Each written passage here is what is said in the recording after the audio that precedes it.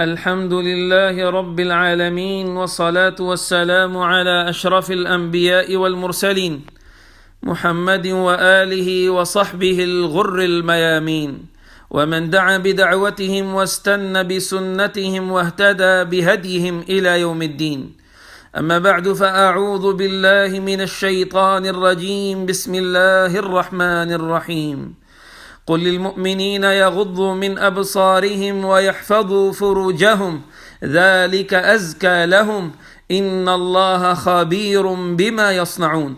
وقل للمؤمنات يغضضن من أبصارهن ويحفظن فروجهن ولا يبدين زينتهن إلا ما ظهر منها. وقال النبي صلى الله تبارك وتعالى عليه وسلم: يا معشر الشباب من استطاع منكم الباءة فليتزوج فإنه أغض للبصر وأحصن للفرج ومن لم يستطع فعليه بالصوم فإنه له وجاء. أخرجه أحمد عن ابن مسعود رضی اللہ عنہ. میرے معزز و محترم سامعین کرام، آج درس قرآن کریم کا عنوان ہے رمضان المبارک اور نگاہوں کی حفاظت میں ربط. رمضان المبارک کے روزوں میں آنکھوں کی حفاظت، نگاہوں کی حفاظت میں کیا ربط ہے، آپس میں کیا تعلق، کیا نسبت ہے؟ اسی حوالے سے یہ آیات کریمہ اور حدیث شریف پڑھی گئی جس میں اللہ جل شانہ فرماتے ہیں، سورۃ النساء آیت نمبر 30 اور 31 پڑھی گئی. پہلے آیت نمبر 30 میں اللہ جل شانہ کا ارشاد گرامی ہے کہ ایمان والے مردوں سے کہیے یغضوا من ابصارہم، کہ اپنے نگاہوں کو جھکائے، اپنے نظروں کی حفاظت کرے، وَيَحْفَظُوا فُرُوجَهُمْ، اور پھر فرمایا کہ ان کو چاہیے کہ اپنے شرمگاہوں کی بھی حفاظت کرے.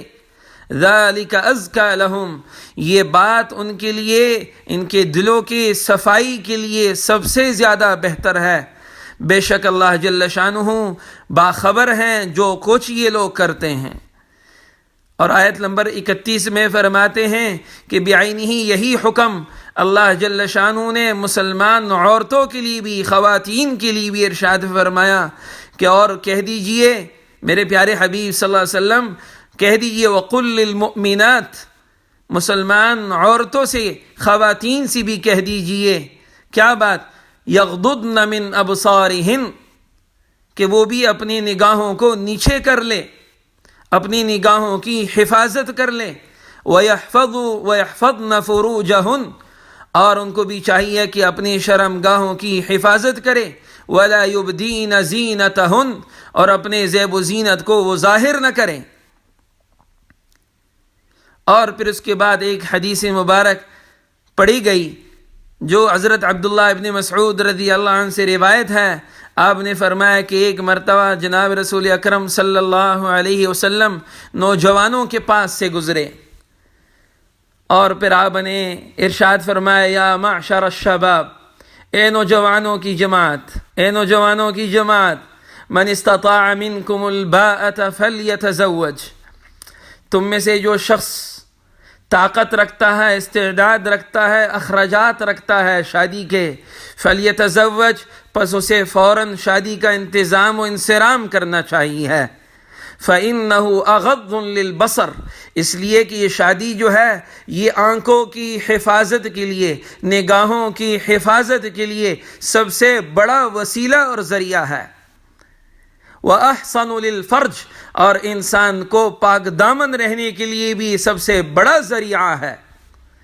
اور پھر ارشاد فرمایا وَمَن لَّمْ يَسْتَطِعْ، اور جو آپ نوجوانوں میں سے شادی کے اخراجات، نہ نفقہ وغیرہ برداشت نہیں کر سکتا، طاقت نہیں رکھتا، فَعَلَيْهِ بِالصَّوْمِ، پھر ان نوجوانوں کو چاہیے کہ روزے کا اہتمام کرے. جن سے نگاہوں کی حفاظت نہیں ہوتی، جن سے نگاہوں کی حفاظت نہیں ہوتی، پاک دامن نہیں رہا جاتا، انہیں سرکار دو عالم صلی اللہ علیہ وسلم نے کیا نسخہ عنایت فرمایا ہے؟ انہیں چاہیے ہے کہ کس کی حفاظت کریں؟ انہیں چاہیے ہے کہ اپنے نگاہوں کی حفاظت اگر وہ نہیں کر سکتے تو روزہ رکھ لے، فعلیہ بالصوم ومن لم یستطع فعلیہ بالصوم۔ آپ نے فرمایا کہ انہیں چاہیے کہ وہ روزے کا اہتمام کرے، فإنہ لہ وجا، اس لیے کہ یہ روزہ جو ہے یہ شہوات نفسانی کو مار دیتا ہے، کمزور کر دیتا ہے اور ختم کر دیتا ہے۔ یعنی یکسر شہوت النفس، نفس کے شہوات انسان سے جو بے قابو ہوتے ہیں ان کو قابو میں لاتا ہے۔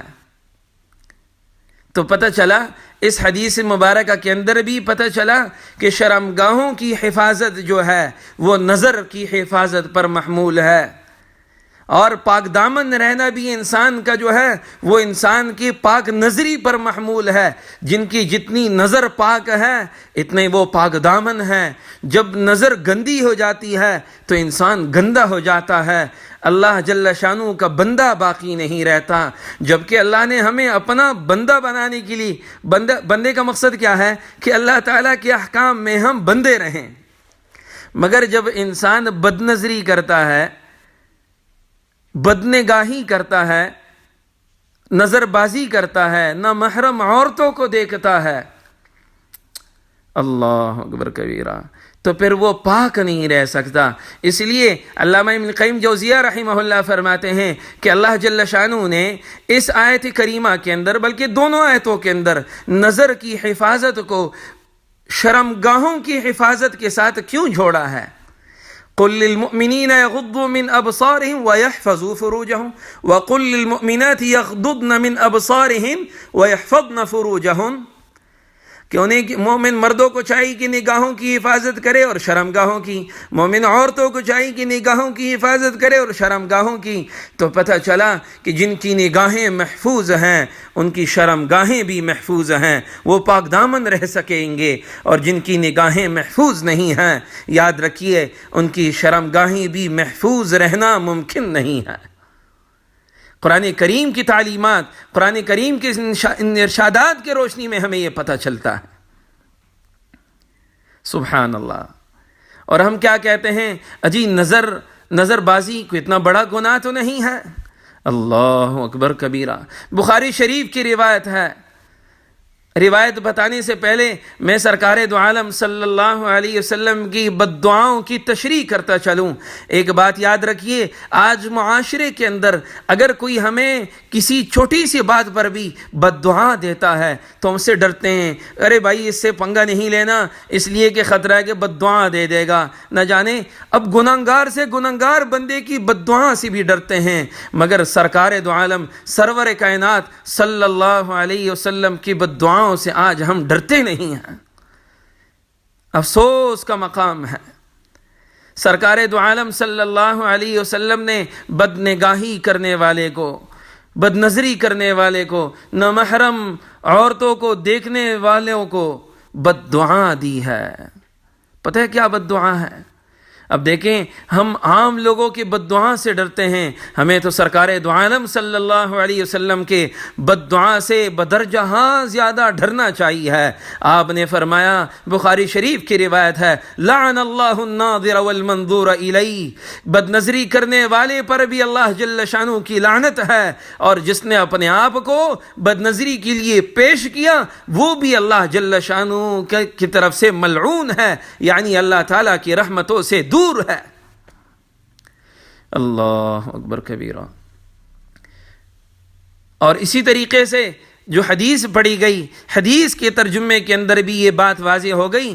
آپ علیہ الصلاۃ والسلام نے نوجوانوں سے بالخصوص فرمایا، یا معشر الشباب، یا معشر الشباب، نوجوانوں کو بالخصوص خطاب کیا۔ لہٰذا رمضان المبارک کے روزوں کے ساتھ نگاہوں کی حفاظت کا ربط اب یقیناً ہمیں اس حدیث سے بھی سمجھ آ جائے گا کہ کیا ربط ہے۔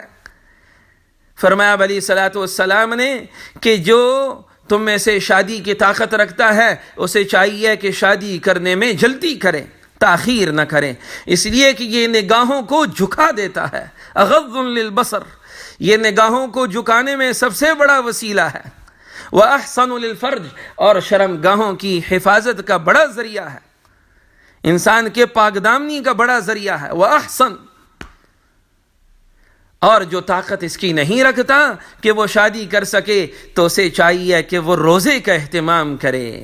لہذا روزے کو بدنگاہی سے حفاظت کے لیے سرکار دو عالم صلی اللہ علیہ وسلم نے اپنے امت کے لیے اس عظیم مرض کے نسخے کے طور پر تجویز فرمایا ہے۔ سبحان اللہ، اپنے امت کے اس عظیم مرض کے لیے جو نسخہ سرکار دو عالم صلی اللہ علیہ وسلم نے فرمایا، جنہیں شادی کی طاقت ہے تو فبیہا و نعمت، اللہ تعالیٰ مبارک فرمائے اور اسے کرنا چاہیے، اور جنہیں نہیں ہے تو انہیں روزے کا اہتمام اس لیے کرنا چاہیے تاکہ ان کی نگاہوں کی حفاظت ہو سکے۔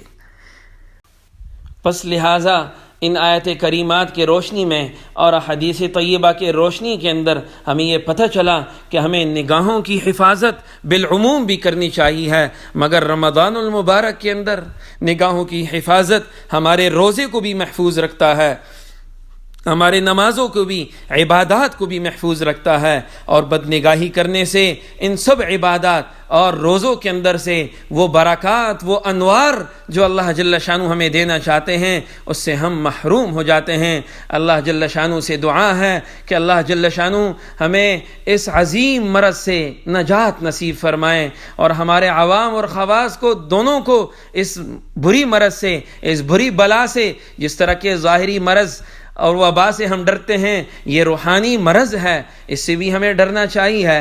اللہ جل شانہ ہم سب کی اس وبا کے ساتھ ساتھ جو ہے اس روحانی وبا یعنی بدنگاہی کے وبا سے بھی ہم سب کی حفاظت فرمائے۔ وما علینا الا البلاغ المبین۔